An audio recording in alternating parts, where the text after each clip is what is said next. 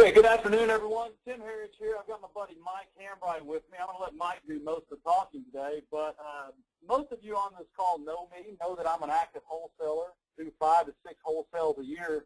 And I was meeting with someone the other day, and they said, well, Home Dusters, all you guys do is wholesale, right? And I said, well, not actually. Some of the larger franchises, offices in our system, actually do the bulk of rehabbing. So I asked Mike to come on today to talk to you guys about rehabbing, what he's learned in 5 years and several hundred houses of doing this.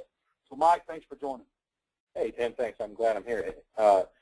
And happy 4th of July weekend, I guess, everybody. So, yeah, you know what's interesting that Tim just said is, you know, there's hundreds of Home Dusters franchisees in the system, and in all honesty, probably there are almost that many different sort of exit strategies. So everybody has a little bit different style. There are some that wholesale everything like you or try to wholesale almost everything like you, and I predominantly rehab. I wasn't always that way. I really started with kind of a 50-50 model of rehabbing and wholesaling, and so you're seeing some of the common exit strategies here of, I think, go ahead and next slide, assigning, wholesaling, and rehabbing and rentals, and of course there's a bunch of gray areas in between all those things.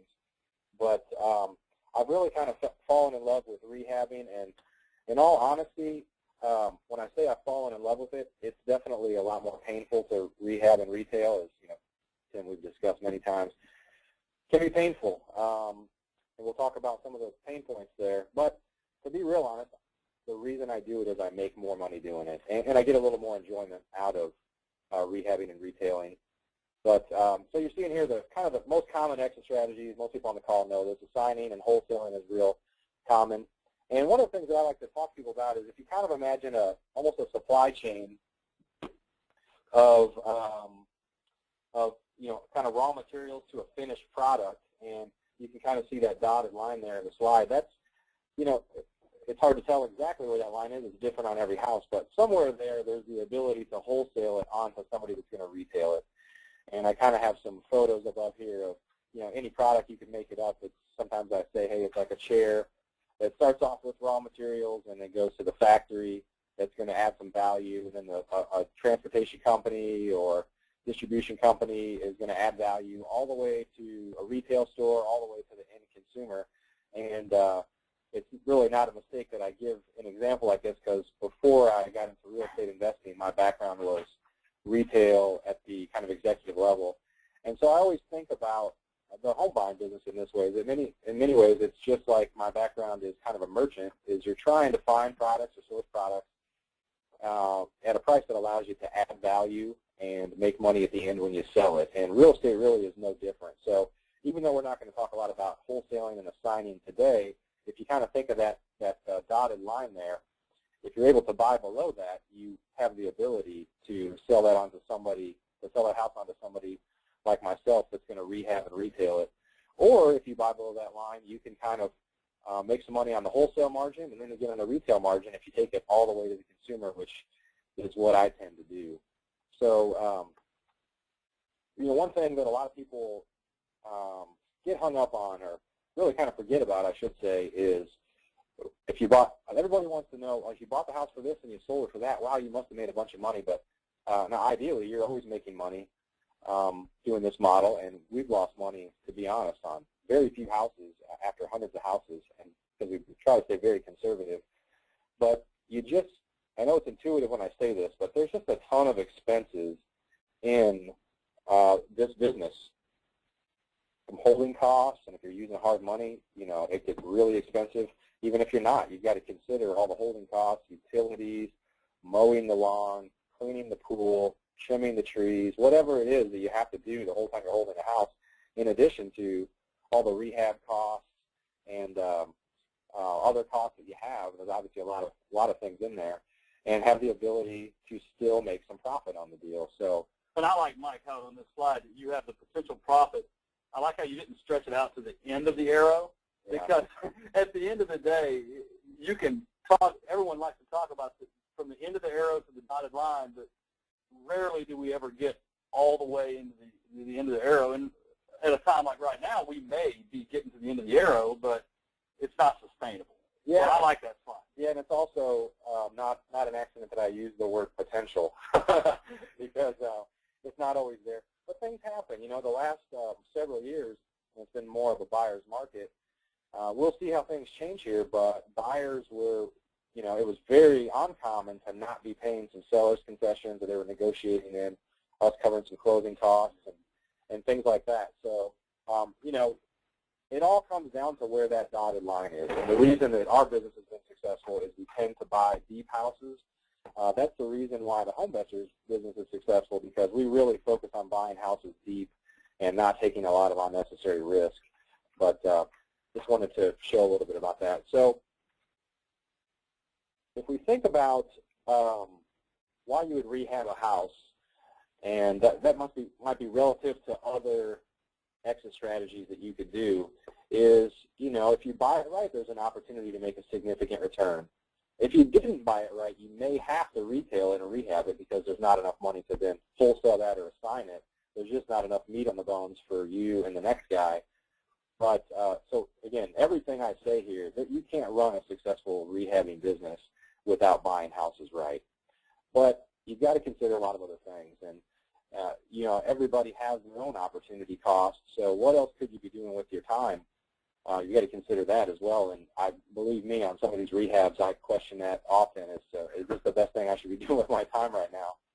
But I will tell you that after we bought about 250 houses or so in the last 5 years, 4.5, 5 years, and we have wholesaled a bunch, but we've rehabbed the majority of those or kept some as rentals. And for as much as I kind of joke about the troubles of rehabbing, and I've got an endless supply of stories of problems I've had, to be honest, I enjoy it, and we're good at it. And, you know, not that there's a national competition on rehab or anything like that, but I put myself up against anybody. But the reality is it's the best thing for my business and for my family to do it. And I kind of mentioned the path to financial freedom here is, you know, it's really the way that I support my family, and we've become good at it, and that's why we do it. I wanted to talk a little bit about, you know, 5 ways to be successful, and at the end I'm going to talk a little bit about top 5 reasons why people tend to fail. With rehabs, you know, a lot of folks, it's kind of a rookie mistake to over-improve a house and, or possibly under, but I think folks tend to over-rehab a house, and that's because they don't really evaluate their competition. So every house that we buy, we look at the comps, and when we buy houses, we're looking at the sold comps because we want to try to get a good feel for what we think the house will sell for.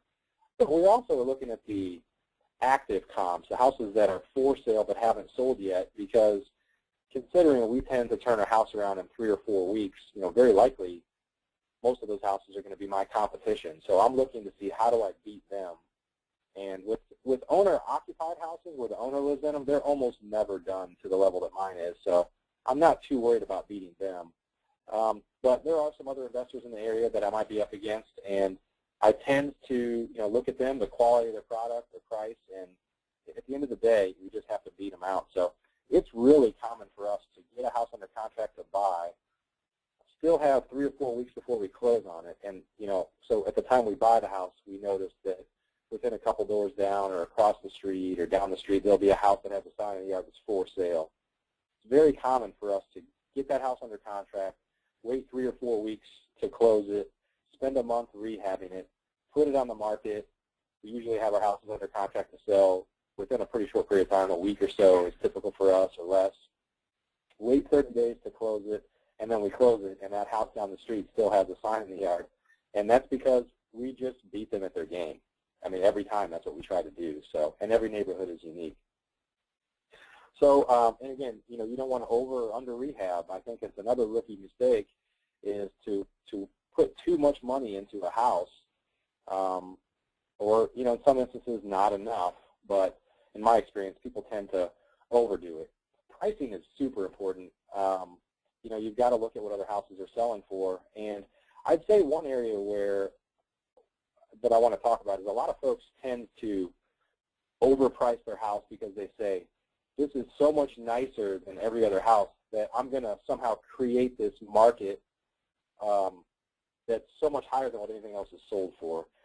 The reality is you probably can find somebody to pay a little bit more in some cities. In some cities, you're just never going to be able to create that value.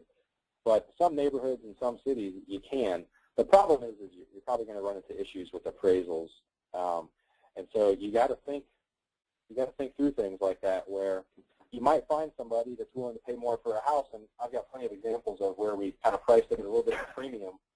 And what happened was we had no problem finding a buyer for it. In some instances, it got competitive, and they bid it up.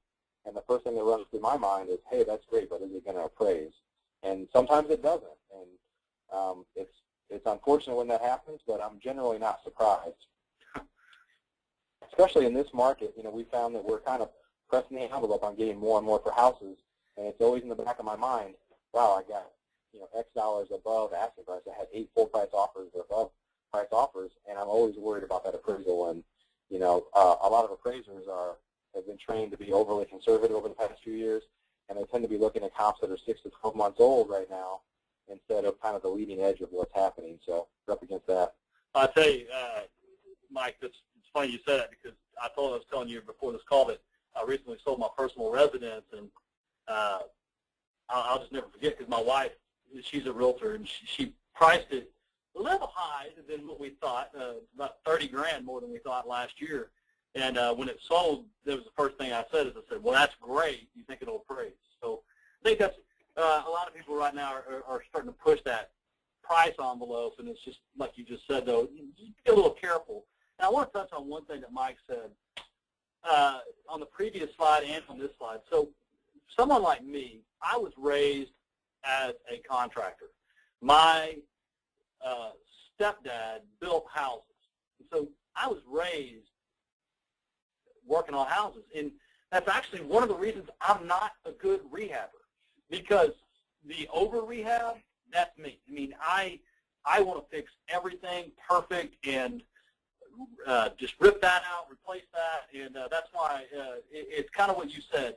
Do what you're good at, and that's why we let my wife do it, because she loves to just stick to budget. She doesn't have that construction mind. And a lot of people say, oh, well, that's why you're good at this, Tim. It's like, well, it's a hindrance at times, my construction knowledge.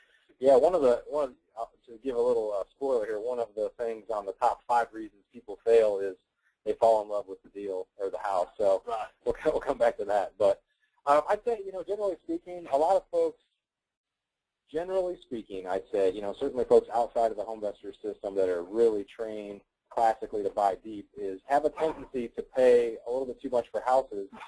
And you can do this without that, but it really forces folks to tend to end up cutting corners.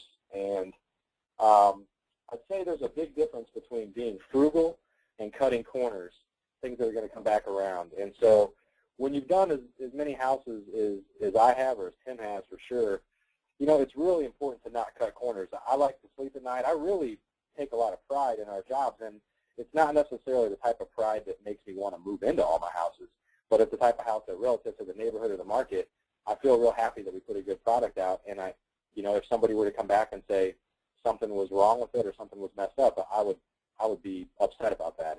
I'm not trying to pull anything over on anybody. Right. And to be honest, a lot of people do that. It gives us all bad names. So, just don't do that. Find the right contractors. And this is really a separate topic. I put don't do it yourself, but contractors it's an ongoing struggle. Even for as many houses as I've done, I'm constantly trying to find new guys, firing guys, retraining guys, and it's just a never-ending cycle. I don't want to spend a lot of time on that, but it's just the typical contractor mentality is, a lot of these guys are living one day at a time, or they're not thinking about building a business. They're just thinking about surviving and moving on, or the ones that are perceived to be really good that are driving around in wrap trucks and are really way overpriced are just hard for us to work with those guys. But even the really good ones like that tend to have bitten off a lot more than they can chew, I guess. So it's hard for us to work with them because we're just one of many customers. I tend to like the type of contractors that I can keep them busy and they appreciate the relationship because I'm going to keep feeding them houses and I'm going to keep them busy. And they become more loyal. But we could talk all day long about finding the right contractors. And for as many as I've hired, I'm not an expert at telling you how to find the right contractors. It's just trial and error. The don't do it yourself part, I'd say, I've talked to some folks before. One of the things that we, on the guys that I mentor and coach, Tim and I coach and mentor a lot of other home investors, people across the country. And, one of the things that we really push hard on is the opportunity cost of your time. It's like in this business, if you're going to treat it like a business and not a hobby, it's important to understand the opportunity cost of your time. What else could you be doing right now? Well, a couple weeks ago, I was in San Antonio, and I just finished speaking at an event, and I run into this attorney that on a Saturday, he's out doing the trash out, removing all the trash from a house that he just bought. And I'm thinking, okay, that's a $8 an hour job. If he's an attorney, if he's even any good, he's billing at least $150 an hour. Yeah. So I'm thinking, go do a consultation with someone over coffee, give them at half price, and then hire 10 guys to offset that half price. Yeah. And at the end of the day, the opportunity cost that you talk about is huge. So, like in my business, I'm a buyer. I like to be buying houses, not managing contractors. And when I'm not doing the things I love, I like to be home with my family. I don't like to be swinging a hammer. Yeah, no doubt about it. Unless it's the demo. I love the demo. Yeah. It's funny, I give a joke sometimes because even in my personal house, I have very few tools. For as much as I rehab, whenever my wife needs something done, I just get one of my contractors to come over, and I do almost nothing myself. And when I do it, it takes me 10 times longer than it should have, and I probably have to have somebody redo it. So, but just the value of your time, you're better, if you're in this as a business, you're better off spending your time buying and selling houses and not mowing lawns or laying tile or painting or anything. Well, that's where the timeline comes in. Yeah. Operating, having a detailed budget and timeline, I'd say, you don't want to run your business where you say, well, I'm going to spend about $20,000 on this. It's like you've got to have it buttoned up, and you've got to be conservative because you're going to go over on some things, especially if you're newer. And even when you're not newer, I have stuff that just comes out of nowhere that I never expected to happen. And, it's taken time, but I've gotten to a point to where I know that something that I didn't expect is going to happen. I just don't know what it is. So there's always something that comes out of nowhere. And because I have a conservative nature when we buy, there tend to be some things that I overestimated on that we were under on. So what ends up happening at the end of one of my projects is, generally speaking, we're pretty close to what I budgeted.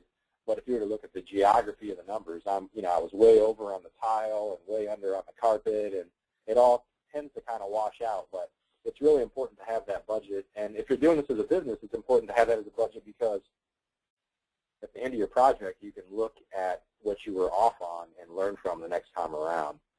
And timelines are really important too because back to the contractor issue, they'll generally, if you don't stay on guys or you don't get them to commit to certain timelines up front, then like I said, a lot of contractors that you're going to work with, especially if you're not doing a lot of volume and they're not loyal to just you, they're going to be juggling your job with 10 other guys, and they tend to be the type of guys that are going to service the squeakiest wheel. So if you have something in writing that they're going to be done by this time frame, otherwise it's going to cost them money, or if they at least know your expectations and you're constantly talking about it, hey, we're supposed to be done in 4 days, how are we looking, then it's more likely to get done. And if you don't have that stuff down in writing and have shared it with your contractors, then you're going to be chasing them, and you're always going to be over your timeline. And I think one of the things I see people make the biggest mistake on is this, is they'll push their timeline back and sometimes take 2 months to do a 1-month project just to save $400 or $500 on the rehab,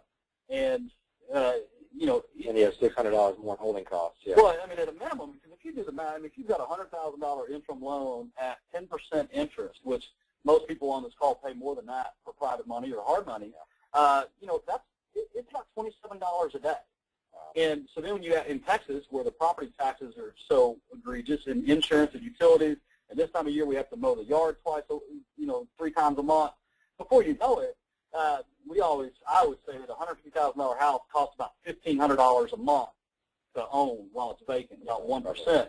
So I just say, don't sacrifice your timeline for your budget or your budget for your timeline. And that's where going into it up front, being detailed about it, will save you money. No doubt about it. And I just have, I can't do a rehab slide without showing a couple before and after. So I don't really actually have anything to say about these, but one thing that I'll say is one of the things that I love about this business, I always love when a seller uses words like, the house just needs to be knocked down, or you need to get a bulldozer over here, because you kind of know where their expectations are. But one of the things, I guess, one of the big learnings that I've had in this business is how much you can salvage stuff that's there. You can't really tell from this first picture here, but I mean, some of these cabinets are just disgusting, but we've just kind of found ways over time to resurface them and do some things that you wouldn't expect otherwise. And this next slide here, this guy, it was a burnout, and this guy had driven a bobcat in his house and just started scraping the slab, which pretty much ensured us that we had to redo all the plumbing. But I don't have the pictures in here of the back of the house. I don't know if you can kind of see through this lattice. There is no back of the house, basically. It's just a shell. But there's so much of this. I'll tell you specifically, I want to tell a little quick story on this house.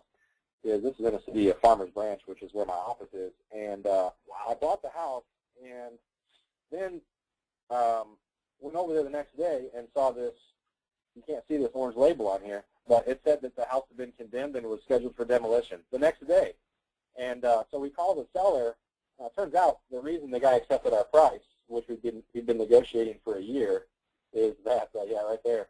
We've been negotiating for a year, is he finally came back and said, okay, I'll take your price. Will you still do that? We had to reevaluate it and said, yeah, we'll do it. Well, it's because he knew that they were about to knock his house down. And so, anyway, so I had to go to the city and tell the city I had to go before this panel of, I don't even know who the people were, but it was 6 or 8 people that, voted on whether I could do what I wanted to do, which my whole case was, look, I buy burnouts. This is what I do. I can turn it into, the after version you see here.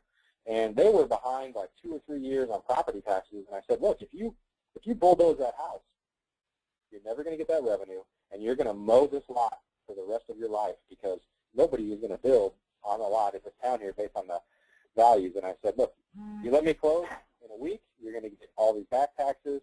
I'm going to make it the nicest house on the street. Revenues are going to go up for everybody. It's good for the city. It's good for everyone.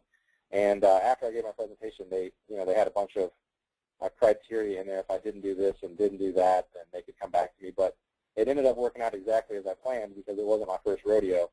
But nobody there believed really that I could do what I said I'd do. In fact, they were all about to say, no, you can't do it. And it was almost like a public hearing. They had notified the neighbors that this was going to be in this afternoon hearing. So a guy stood up behind me. I didn't know any of the neighbors. It kind of freaked me out. He said, well, I live next door to this house. And I thought, oh, boy, here we go. This guy's going to, kill this deal. And he said to the panel, if this man can do what he said he's going to do, you guys need to stop talking and let him do it.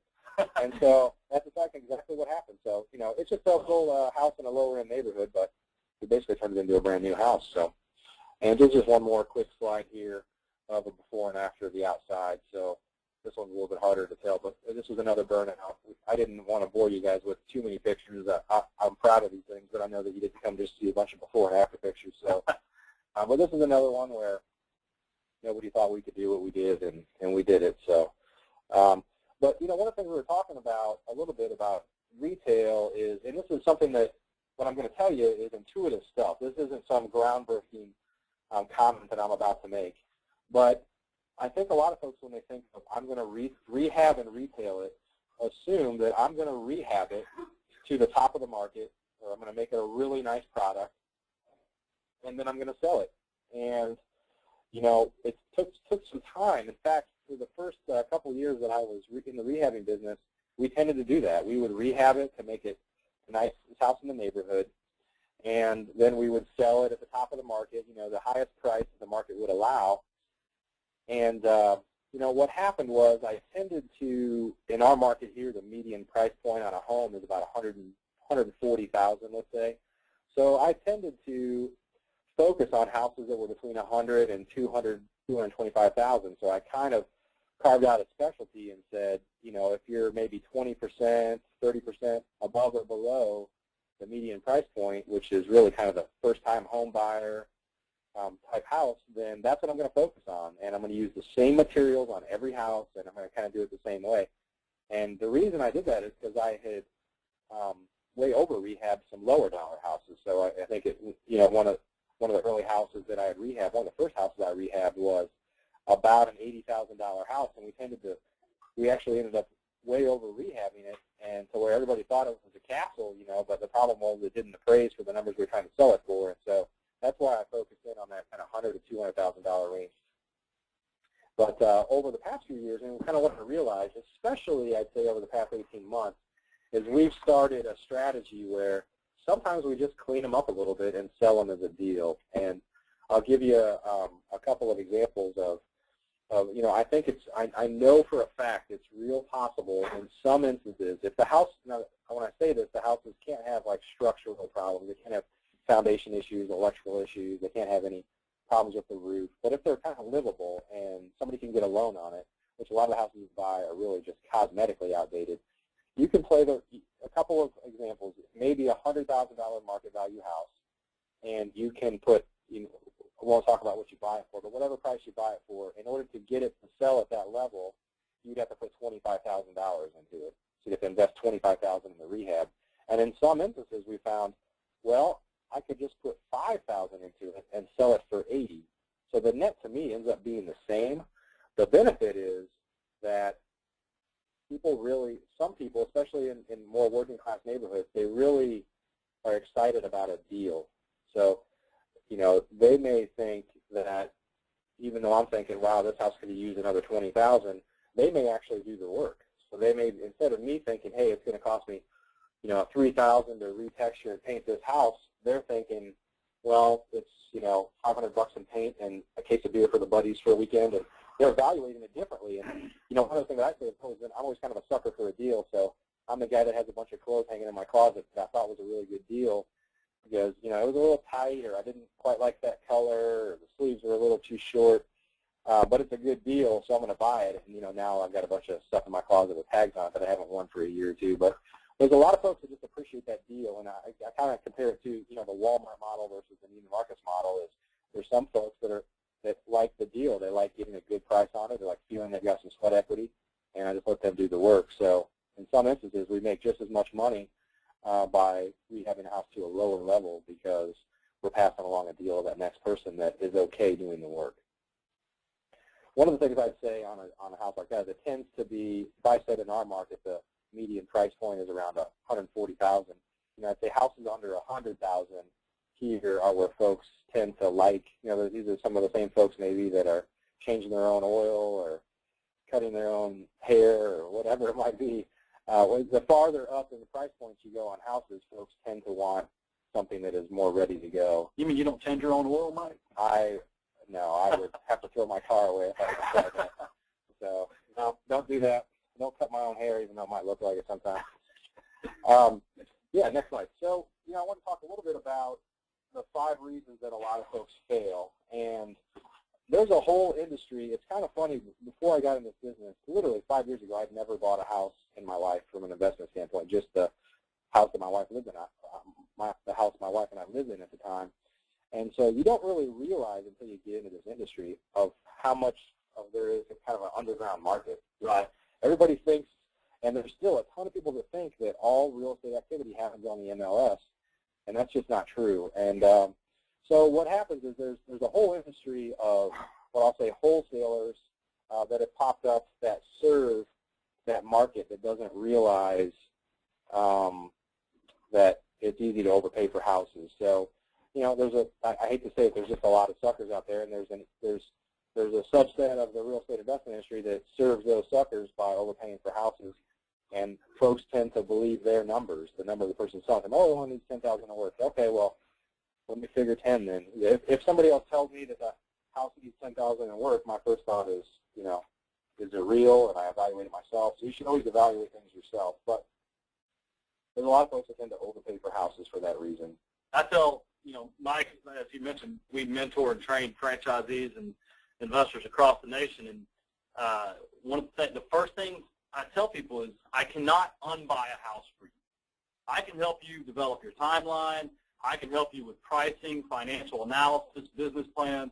I cannot unbuy a house. So there's a reason Mike has that number 1, because once you sign your name, once you buy the house, it is what it is. And sometimes, I want to say this, where he says number 4 down here, and I don't mean to get ahead of him, but if you do make a mistake and you realize it, admit your mistake and move on, which means you may lose money, but if you overpaid, you're overpaid. I mean, it's bottom line.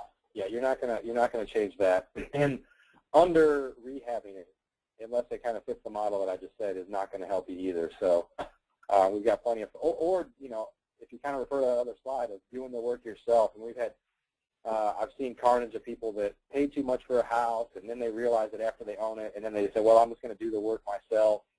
And, you know, see previous slide, I'd say, where it's like, why are you doing this again? But there's no doubt about it. We've had some houses where we realized we shouldn't have done what we did, and if you're trying to run this like a business, you've got to just, you know, get rid of that as fast as you can and take your lumps if you need to and move on to the next one, because in this business and in every business, you want to live to fight another day. So. And on that, he says under rehab, but you also can't rehab your way out of it. No. You can't over-improve it in, Mike says he's about to add a second story on one house, but he's doing that as part of the plan, not to get himself out of a bad decision. That's right. Yeah. A lot of folks tend to way underestimate the repairs too. So if you're new, I'd say, you know, probably get a couple contractors to give you a bid, or if you're you know, you just need to have some other people look at it. But a lot of folks tend to get enamored by the deal and they want to find a way to make it work. So if somebody tells me the repairs are $10,000, and I really want to get into this business, and so I'm going to believe it. But you probably should have a couple people look at it if you're new, and if you're not new, you probably have some experiences that you learn from pretty quickly. So, again, we talked about contractor issues. You can't. I've got a house right now that it should have been about a 6-week rehab. It's taken 3 months plus, and it's a small house. It's just one of those that everything that possibly could go wrong did go wrong. And I was in the middle of trying some new contractors, and it was the type of house that you know, we ended up having to pull permits on everything, which is a pain in the butt. But what happened was I had a bunch of new contractors, and I didn't like what they were doing. They were taking too long. Then I had to get them removed from the permits, which I, quite frankly, had never had to do before, but that's a process. And then I've got to find new guys to go get new permits, and really just kind of a pain. So, you know, the benefit of guys like us that are doing this in volume, even though I just gave you a horror story, is we tend to be able to find guys that will appreciate the relationship of the ongoing work and things like that. So, but even for somebody like me, I'm still dealing with contractors all the time, no doubt about it. So we talked a little bit about this earlier, just kind of falling in love. Just make sure you don't fall in love. I've a lot of even home investor people that I've mentored and coached, you know, come to me for advice on rehabbing because they know that that's primarily what I do. And I hear them sometimes say, well, I want to do this because that's what I have in my house. And don't do that. Just you gotta look at what's going on in the neighborhood. Don't fall in love with a project. It's almost like poker. You know, you got to be able to know when to hold them, when to fold them, when to walk away. Right? You just got to move on. And if you're doing this as a business and not a hobby, you can't afford to fall in love with a project. You can't afford to not do the right thing and live to fight another day. So, and we've already talked about this a little bit, not evaluating competition and knowing the neighborhood. And sometimes, you know, what's one of the things that other wholesalers do that you got to be careful of is they may say, well, this is the market value, and they provide you with some comps. You really need to do your own homework. And sometimes, you know, you don't want to do this yourself either, but start pulling in comps from the other side of town or across a busy road where it's a totally different neighborhood. And so you really need to understand what you're buying as much as possible. So I won't harp on that anymore. You know, there's generally some pros and cons to rehabbing and retailing versus other things. And these are some of mine and some from my experiences that I really enjoy the transformation. And I tend to make the most profit that way. I mean, there's a reason that wholesalers sell deals is that they have to leave money on the table for the next guy. We generally buy properties in a way that we could wholesale them, but we tend to take them all the way to market ourselves, so we're picking up both the wholesale and the retail margin, if you will. So for us, it tends to be the most profitable. But there's a lot of cons here, and without just kind of reading off the slide here, I'd say there's just a lot of things that can go wrong. It's a lot more work than you anticipate. You got to figure in, you know, all the holding costs and things that can start to eat you up if you're not careful. And probably the biggest con of this all is there's just so many people involved. I mean, so many different lenders and agents and appraisers and cities. And this is one of the difficult things about this business, because from my background in the corporate world, you know, as time goes by, you get more efficient. You can scale things up. There's things you can do. This is a difficult business to scale up beyond a certain point, because every time I buy a house, I'm buying it from a different person, and they don't, there's zero efficiency. They didn't get the memo. They didn't get the note. Yeah, they didn't know, just sign here and don't ask any questions. When I sell, I'm dealing with a different real estate agent, a different buyer, a different lender, and I have a blacklist of lenders that I'll never work with again, and a list of agents. But the reality is, you know, a lot of these folks are like fire ants. You know, you can get past some of them, but they just keep coming. So it's hard to really kind of get past the fact that every time you're doing a deal, you're dealing with a lot of different people. Well, you and I talked about that at lunch today, that sometimes with this business, the more you scale, you end up having to add personnel and logistics and support, and a lot of times the incremental increase, sometimes doing 10 can be more profitable than 20, and so if you want to do 20 houses, you kind of got to push it to 30 really to realize the return. So I tell people all the time, back before the first crash of '07, I used to measure my business by units, how many deals I did a year, and that's, well, I mean, there was, in '07, 143 houses. I mean, we were nailing it. And this year, the only thing you'll find about a goal worksheet in my office is, you know, gross quarterly profit goals, because at the end of the day, that's really all that matters. You can't put units in the bank? No. And you cannot buy groceries with equity. Yeah. You're a very wealthy man on paper. So, yeah. So let me jump to the next slide here. You know, the thing I say about rehabbing is, in all honesty, you know, I've become very proficient at it, but this is not a hard business. It's just, a lot of it's really intuitive, but it's just kind of having the fortitude to work through problems and, you know, be prepared for surprises, because there's always stuff on every house that I ever do. Almost every house there is something that came up that maybe I've had to deal with before, or maybe I never have, but there's always, it just never works as smoothly as it should. And I got a little bit of a funny story about that. When I first started with Homevestors, this was in summer of 2008, so the market was, you know, crashing, and we didn't know what we didn't know. And the first 2 retail houses that we had, we sold for full price in cash.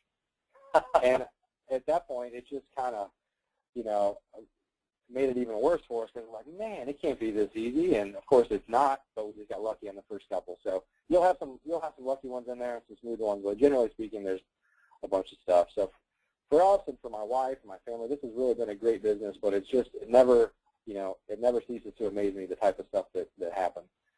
And we already talked about kind of the challenges of scaling here. So, well, Mike, I want to ask you. So we've been talking for about 35 minutes now. And we haven't talked about pricing or what to pay. And sometimes, I mean, we could sit here and throw some dollar per square foot numbers out on rehabbing and average rehab and timelines.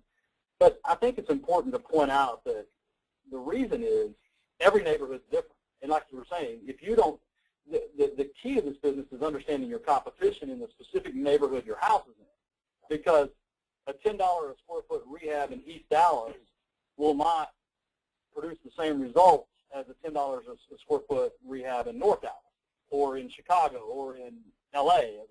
L.A., I think a $10 a square foot rehab would be like trash out. I don't know. Yeah.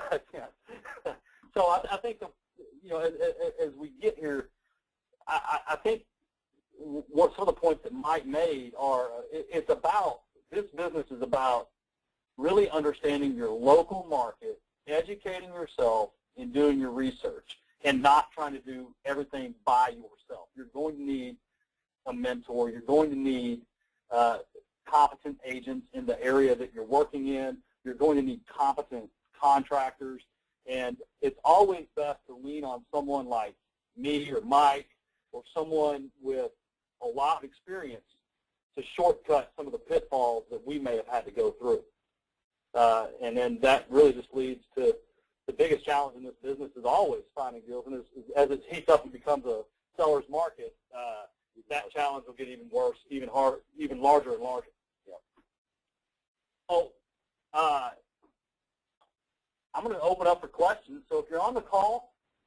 can just go down to the questions tab and type in a question. If you've never been on a call with me, I'll tell you how it works. We've got about 2 minutes. If we don't have questions, then I'm going to say thank you, and I'm going to hang up. If you would like a copy of Mike's slides from today, you can just shoot an email to slides@timheritage.com. It's there on your screen. And I'd be happy to send you a PDF copy of these slides. So if you have questions, now it's time to ask. Otherwise, I'm just going to say, Mike, thanks for coming on today. And how do they get in touch with you if they want to access to you and your network and all that? Well, I have a bunch of information at uglyopportunities.com. So with home investors, and have a lot of, I guess, kind of education and information and maybe a little bit of entertainment. So I do some rehab seminars and things online or in person, and obviously some of the REI Expo events. But uglyopportunities.com, you can find out a little bit more about me and about the home investors opportunity as well. But neither Tim or I are shy of talking, so if anybody's got questions, I'd be happy to take them. You're welcome, Mark. Okay, well, it is 3:45. Next week, we'll be talking with Chris Danefeld, a former TV host on CNN, The Financial Warrior Show. Chris owns and or manages over 40,000 houses nationwide. He'll be talking about the economic indicators, everything that we see going on with the U.S. dollar and some of the spending indexes, and why, if you're not investing in income-producing real estate, he thinks you should start now. So you're welcome, Keith. Thank you, everybody. We'll see you next week. Have a great weekend, guys.